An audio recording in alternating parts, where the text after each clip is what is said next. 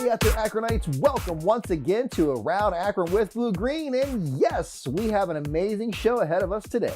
We're going to go check out a display at the Kenmore Historical Society. Now to kick this show off today, we're going to head down to the Kenmore Boulevard to learn all about the historical display put on by the Kenmore Historical Society. Let's go see what it's all about.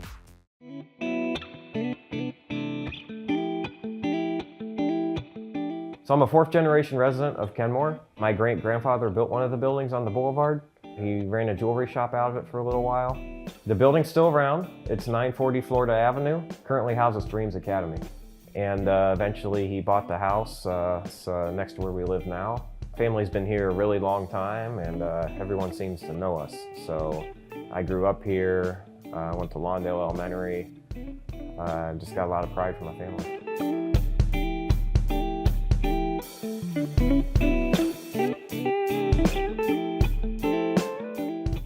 I graduated from the University of Akron in 2018 with a degree in civil engineering. That degree could have taken me anywhere in the world, but when I sat down and thought about where I really wanted to be, I wanted to come back home to Kenmore because it felt like the neighborhood needed some younger leaders to step up and kind of help out.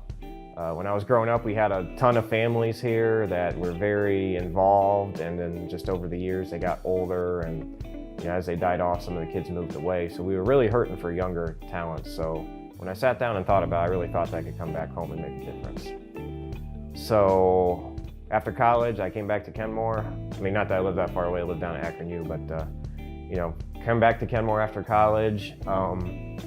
I just started getting involved with things around here. We had a lot of events on the boulevard, just different things going on in the community. And my family has always been involved since I was a kid, so the just helping out and stuff just felt natural to me anyway. So I slowly became involved with the Historical Society. When Jan was the president, she kind of let me know that I'm gonna be stepping away from the presidency just because of age and just kind of wanting to back off a little bit. So I kind of had a warning, but ultimately I kind of had to step up as president, or else the Historical Society probably wouldn't be around today. So I stepped up in 2022 and became the president.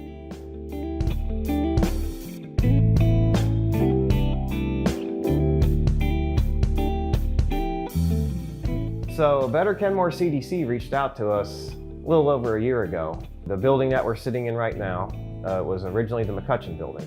The McCutcheon was a big name in town. They had an HVAC. They ran HVAC stuff out of here. And before it was the McCutcheon building, it was Lowry, which Lowry is actually still around. They're over on Wilbeth now. So they reached out to us. They said, hey, we're going to be reopening this building. We want to make a connection with the community, and we want the community to feel welcome here. We'd like to work with you guys to have a display in the front of the building. My response to that was, that's awesome, but we are a volunteer organization. We are strictly run on volunteers. We don't have a lot of funds. I don't know if we can make this happen with the funding that we have right now. So Better Kenmore came back to me and said there's a grant application available from the state of Ohio, the Ohio History Fund. They said, we think we can make a pretty good case to get the grant. So I said, well, if I'm in. If you guys can get it, I'm in. So we applied for it together, and a big shout out to Better Kenmore because they did a lot of the work with the grant application. We worked on it together, we put the grant in, and lo and behold, we got it. So the grant was to have a rotating display in the front of the Better Kenmore CDC building. So we plan on rotating the display every 3 to 4 months. So it's a way for the community to come in and, take a look and see some of our history. We have a lot of items, but because we do not have a physical location, we don't get the opportunity to share them that much with the community. So we were really excited to have the opportunity to be able to share what we have with the community.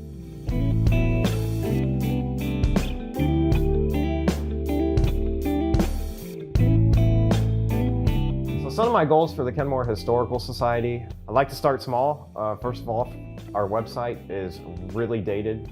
Like if you look at the website, it screams 2003, which there's nothing wrong with that, but I do want to modernize it a little bit. Hopefully I can find a way to get people to pay for memberships online so they don't have to keep handing us checks every time they see us.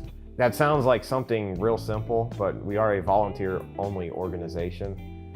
I have a main job I work. A lot of people that are involved with us work other jobs. Some people are retired, which is nice, but it really, it's just volunteer time. And a long-term goal for us We'd like to find a permanent home.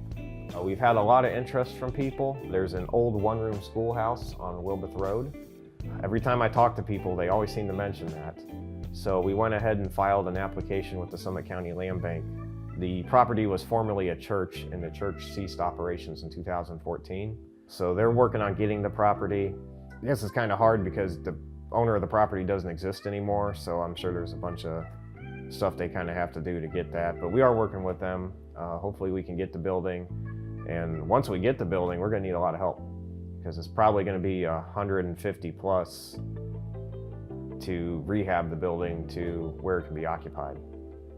And I don't want any donations for it right now because we do not own the property. But if we do get the property, we're probably going to be kicking off a huge donation drive, which is a lot for a volunteer-only organization.